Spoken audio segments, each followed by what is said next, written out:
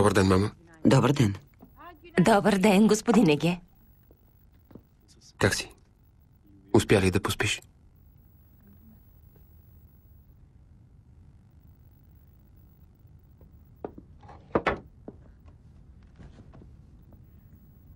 Какво има, госпожо Сория? Какво се е случило пак? Какво е станало, майко? Кажи.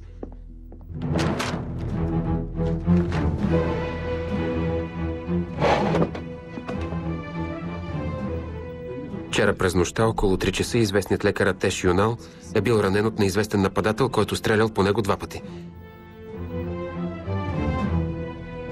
При Атеш Юнал е била и Леле Бакджан, за която преди време бе писано по повод спорно попечителство, за да прикрие отношенията си. Двойката... Господин Еге, какво има? Ще видя децата да не закъснеят за градината.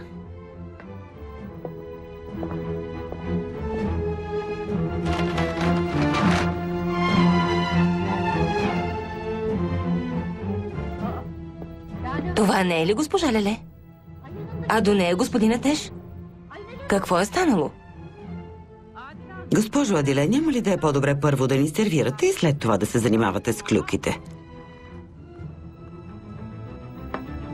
Добре, госпожо.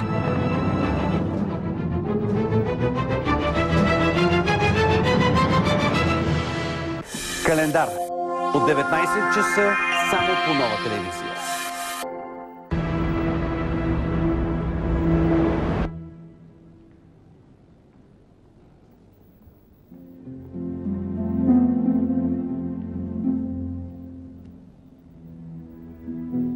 Атеш, как си?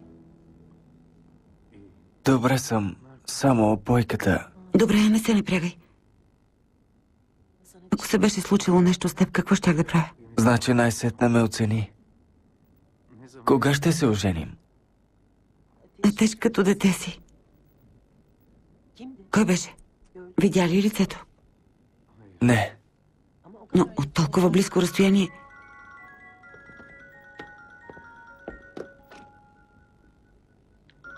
Защо пак ми се обажда този човек? Кой? Собственикът на издателството. Добър ден, господин Мехмет. Добър ден, госпожо. Съжалявам за случилото се.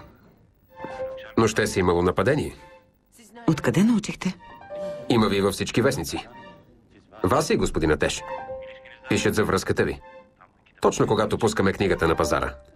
Неудобно е да го кажа сега, но това е добра реклама. Единственото нещо, за което мислите, продажбите ли са? Разбира се, че не, но това е много благоприятен случай. Поначало щях да ви се обаждам. Днес в издателството ще се раздават автографи. Трябва да присъствате. Невъзможно е. Написах книгата и приключих. Не желая да се занимавам повече. Госпожо Леле, все едно и също си приказваме, но май пак ще трябва да ви припомня договора. Там пише, че трябва да присъствате и на презентациите. До кога ще продължи това? Кога ще се избавя от всичко? Не искам кой знае какво. Само ще дадете автографи. Ще има и представители на печата. Ще ви отнеме най-много 2 часа. Вижте, знаете, че подобни неща изобщо не ми допадат. Не желая да бъда сред хора, които нищят личния ми живот. Тръгваме, татко. Довиждане. Довиждане. Довиждане. Трябваше да помислите за това преди да пишете книгата. Още повече, че госпожа Леле ще дойде. Въпреки станалото с господин Атеш. Чух. В 2 часа ли да бъда там? Добре. До чуване. Занимавай, скъпа. Нас е много непослушна, нали? Нищо. Много я отива. Зейнеп, ще ти кажа нещо. Кажи, миличка. Нали твоето бебе няма да дойде? Не дай да се притесняваш. Нали имаш нас с нас? Ние също много те обичаме. Благодаря много, Едже. Много ти благодаря. Моля да не плачи, чуваш ли? Когато се усмихваш, ставаш по-хубава. Добре. Айде, Едже, тичай! Автобусът дойде!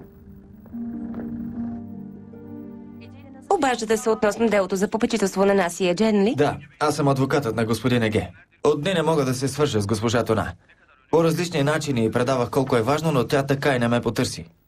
Беше малко заета. Какво може да е по-важно от клиентката й? Вече започна да ми омръзва това.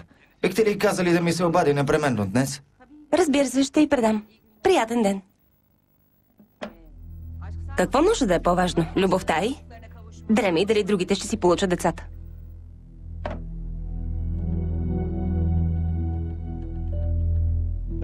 В момента няма връзка с този номер. Прекаляваш, Тона.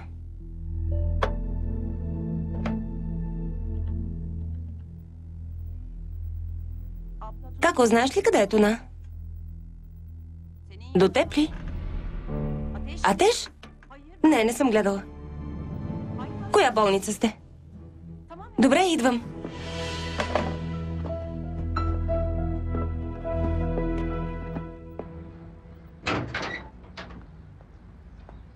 Ела, дъще.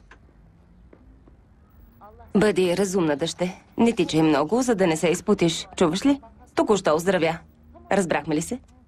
Помисли за това, което говорихме с нощи. Какво ще кажеш? Какво искаш за вечеря? Ела, дъще, да не закъсняваме.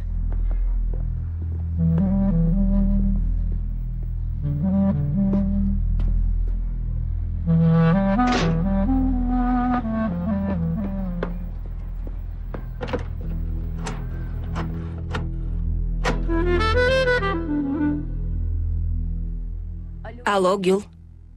Да се видим ли в кафенето, както винаги? Добре, до половин час съм там. Хубаво. Не забравяй да донесеш това, което исках от теб. Няма, не се безпокой. Не закъснявай. Добре, след половин час съм там. Благодаря.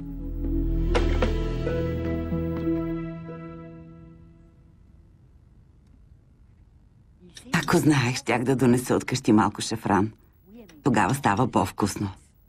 Но и така не е лошо, нали? Да, хубаво е. Госпожо, вие не дейте да си цапате ръцете. Какво толкова, нали има вода и сапун? Госпожо Олвие, не се изморявайте. Това е работа на госпожа Адиле. Вие не сте от прислугата в къщата. Заповядайте, седнете.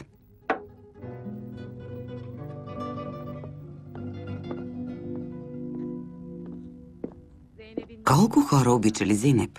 Да, такава е наистина моята скъпа дъщеря. С всички е добра. Но според мен да нахлуваш в чужда къща е малко прекалено. Това е предишният ти приятел Керим, нали? Бяха сгодени. Не я оставя на мира и това е. Но дъщеря ми не го и поглежда.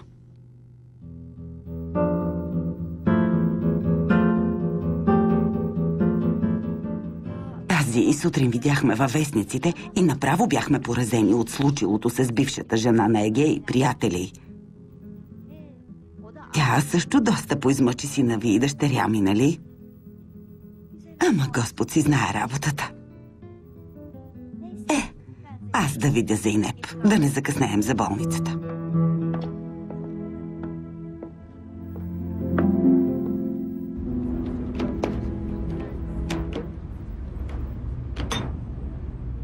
Само толкова можах да взема. Това не стига. Защо не взе повече? Като че ли това е мой заем, вместо да ми благодариш? Ако не ги искаш, върни ми ги. Добре, извинявай, Гюл. Не знам вече какво говоря. Ако не беше и ти до мен в тези трудни дни, и без това с нощи пак ме изгони. Добре, де, не се разстройвай. Шейда, този мъж не те иска и това е. Защо продължаваш да го обичаш? Не разбирам. Само ми е до любов вече. Тогава какъв ти е проблемът? Остави го да си ходи. И за двама ви ще е по-спокойно. Не. Ще си тръгна от тази къща само тогава, когато аз поискам. Няма да предоставя възможност на Керим да бъде с любовницата си. Заслужава ли си, Шейда? Така само се измъчваш. Да, но измъчвам и него. Хайде, да отидем при златаря, да обменим тези златни пари. Ти не беше ли ги обменила по-рано? Тези са от раждането на Су. Един ден ще ги възстановя.